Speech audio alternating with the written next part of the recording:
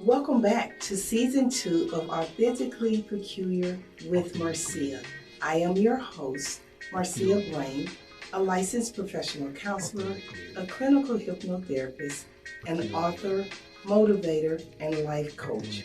Join us during this season as we begin to normalize freedom. Authentically Peculiar with Marcia.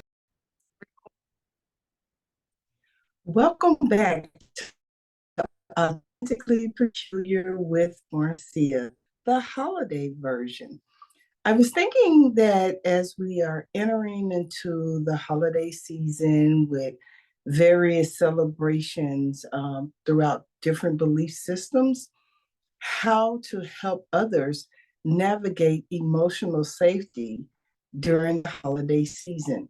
I know that we're often pressed to be together with family. We're pressed to put on a face like we want to be there. We're pressed to even attend things because we don't want others to feel like we think we're better than them, or that we're standoffish or isolating or anything of that nature.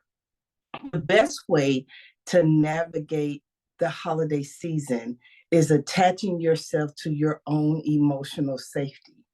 What is emotional safety? Emotional safety is the ability to identify what your physical, mental, and cognitive needs are to feel safe in any environment. Oftentimes, there are disruptive situations such as family relationships, friendship relationships, sibling rivalry, parent child rivalry. All of those different things can impact the truth in a relationship.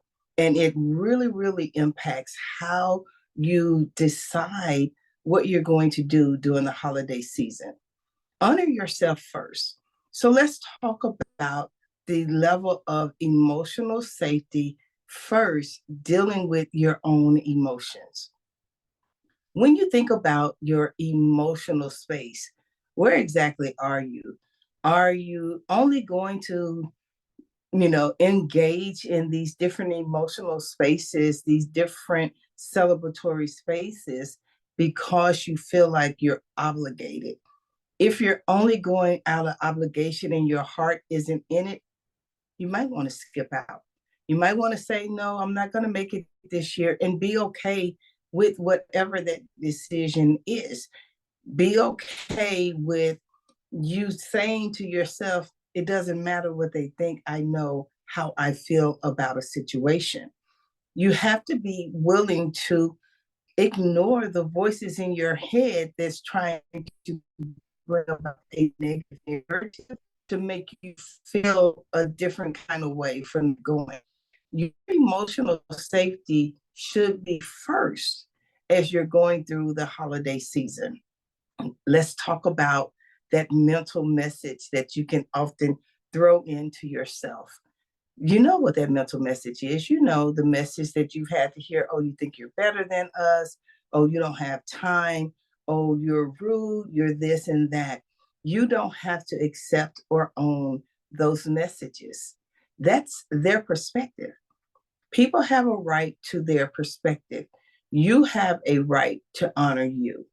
If someone has a perspective that you're being rude or standoffish and things of that nature, that's really on them. That's how they feel about a certain thing. Oftentimes, people fail to ask, why don't you feel safe coming and being a part of the family? That's the big question. So I'm asking that of you. Why don't you feel safe going to family gatherings? Why don't you feel safe saying no? When you can really look at those questions and ask and answer those questions for yourself, you may find out that there are some unresolved issues that you are avoiding by not going. It could be issues of feeling like I just never have a voice. It could be feelings like there's a comparison happening between siblings and cousins and all of those different situations.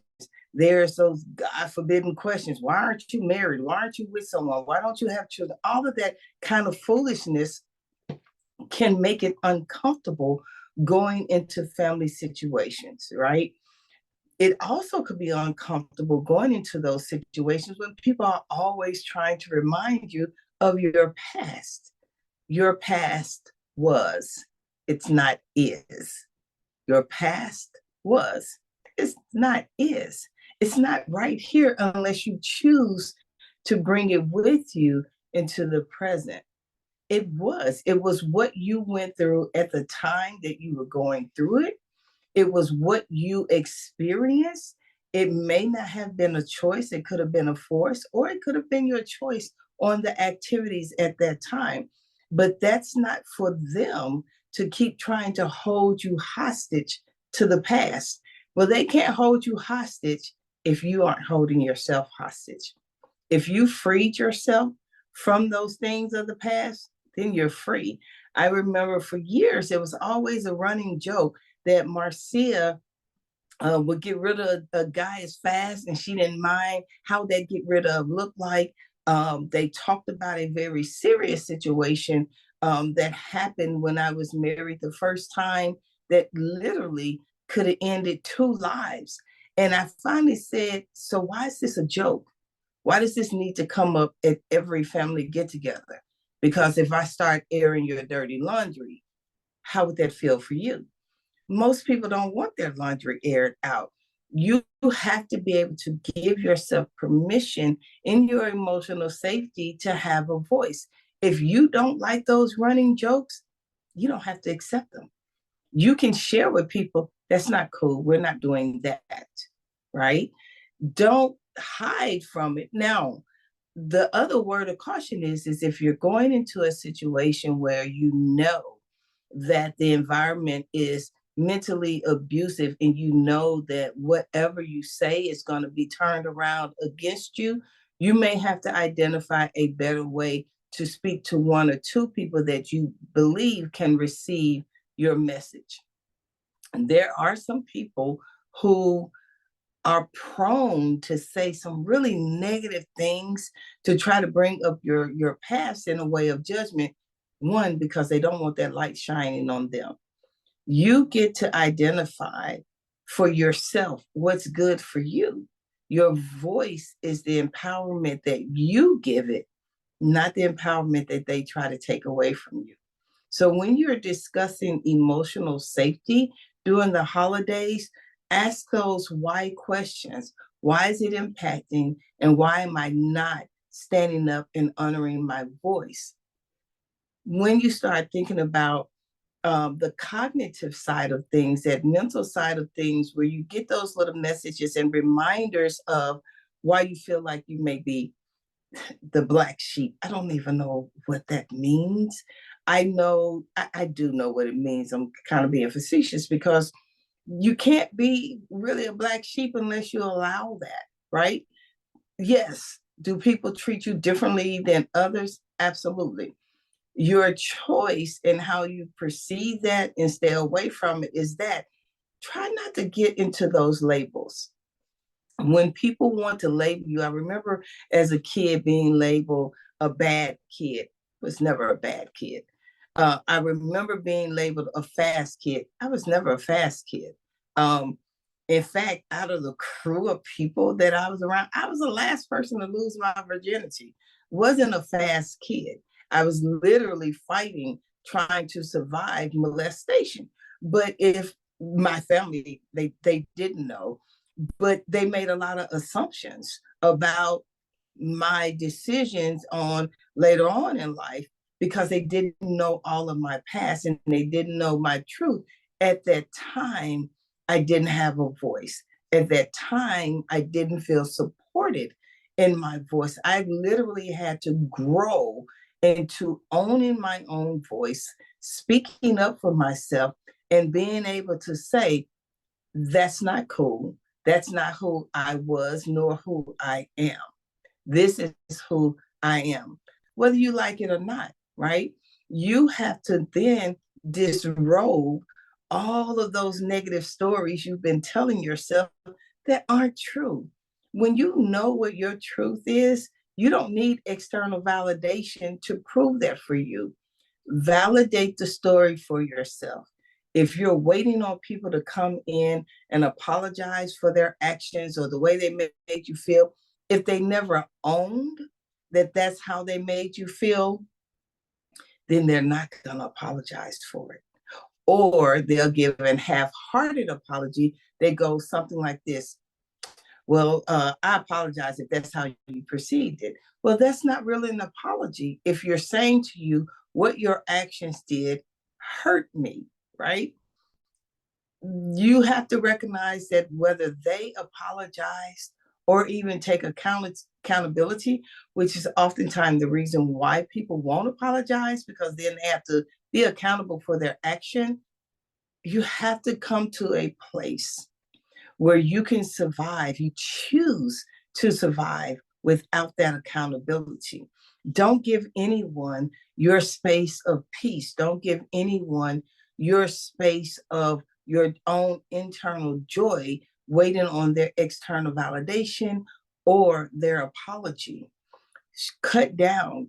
And before the holidays, I really encourage you to go back through all of those negative stories you've been telling yourself and reverse them with your positive stories, your actual truth about the stories. Because if you don't, those things are going to continue to guide your movement. If you don't like something that someone is doing to you or it makes you feel uncomfortable, first assess within yourself. Give yourself permission to be emotionally safe. Honor your words, honor your truth in the process of being you. Now, if you're going into an environment where you feel like there is potential for abuse, you may want to opt out. You may want to, you know, give yourself that permission. If you're going into an environment where you've been invited by family to come and celebrate, but you know that it's always made you feel uncomfortable, find out your why. Why is that situation, that person, or those people uncomfortable for you? When you address what that discomfort is, it gives you permission to go ahead and be released from that situation. Giving yourself that permission, honoring yourself to be released is the biggest boss move that you can make in your life. You want to make sure that as you're going through the holidays that you create the beautiful memories that you decide for your life. That means if you now start taking trips so that your holiday memories are better, you create situations like Friendsgiving versus Thanksgiving. That's a creative situation. Identify other ways to celebrate that actually represent who you are, your free self, right? Because when you are in bondage to others, you're haphazardly spending excess amounts of money for presents just so that you can say, I did. You're showing up in situations where you don't always feel loved or welcome, but you're going because there's some obligation. Give yourself that sense of freedom to move past that space. You don't have to be in a space where your soul isn't happy. And I know that there's a thing, well, that's my brother, my sister, my mom, my dad. But if there's no respect or honor in that space, or if respect and honor is lopsided, you want to come away from those unbalanced relationships. Now, by no means am I saying to you, stop talking to your mother, your father, your sisters, brothers, or whomever, but you have to choose where your peace place is. I have a running theory in my life. I will self-assess when I'm invited to different things to find out where I am to see if it's going to be a good fit. The second thing is if I don't get invited and I hear about it, which that occurs frequently, I have to ask myself, is that bothersome for me? 9 times out of 10, it really isn't, because I'm a true introvert. So I'm so cool with hanging out with me. But if it's a situation where a lot of people have gotten together and I kind of heard about it afterwards, especially family, I self-assess, where did I feel that pain? Where did that hurt me? And then I address it for me. 9 times out of 10, I probably won't address it with those individuals because I can't expect them to honor my truth in it. There was their own reasoning for the non-invite, and I'm so okay with that. When you become okay with not being included and you love yourself beyond that space, right? You can move in your peace process. My running theory in life is if I know that I have not wronged you, and you pretty much give me your butt to kiss, I'm real cool, right? When you can live in that space, because one thing about me, I can only speak for me, if someone approaches me and tell me that I've said and or did something to wrong them, I can then address it.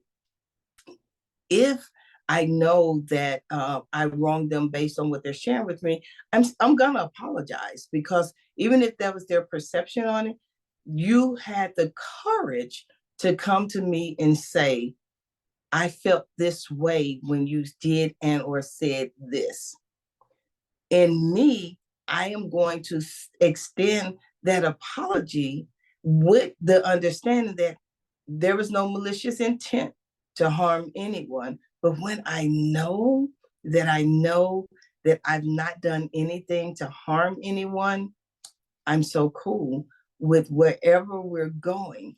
I remember having these massive holiday parties and get togethers and all that kind of stuff at my home.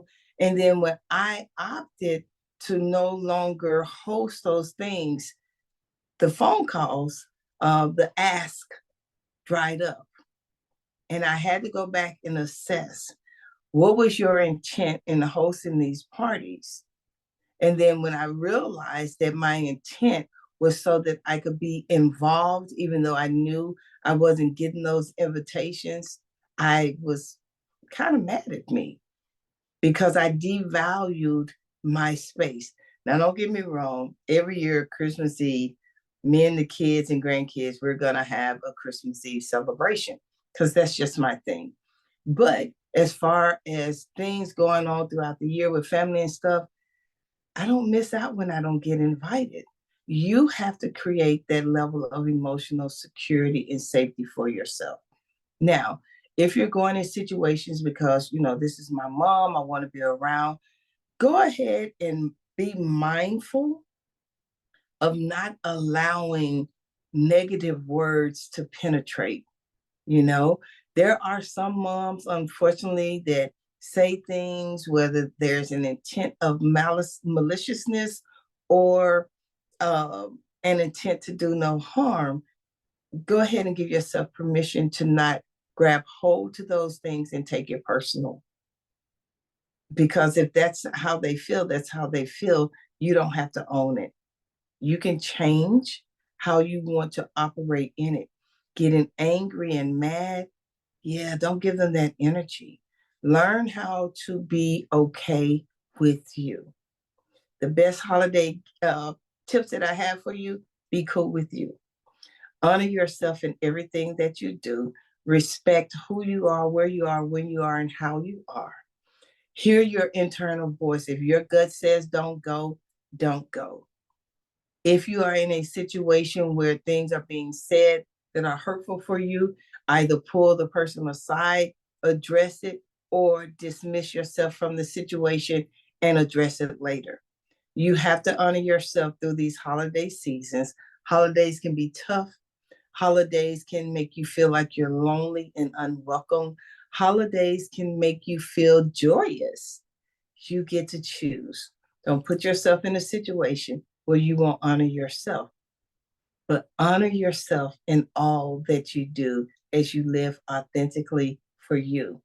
Happy holidays. I hope this helps for you to move into a place of emotional safety for you, and then celebrate as we're going into a new year. Begin to celebrate your achievements of this year.